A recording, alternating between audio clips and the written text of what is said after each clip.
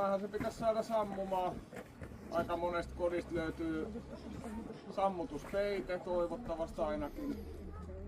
Mut yleensä se on jossain siivouskaapissa ja muualla, ja pahimmassa tapauksessa se on vielä kaupan paketissa ja muissa, niin siinä melkein on siinä liedellä sitten se kattilan kansi tai joku paistinpannu tai lautanen tai joku, niin eihän siinä muuta kuin laitetaan kansi päälle.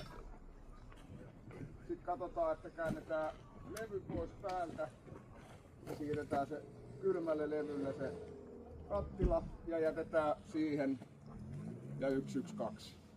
Aina jos se tuli on jossain muualla kuin missä pitäisi olla, niin aina se 112, koska sit ei tiedä, että jos se on kerennyt jo vaikka tonne liesituulettimeen imasemaan, niin aina parempi varmistaa. Ja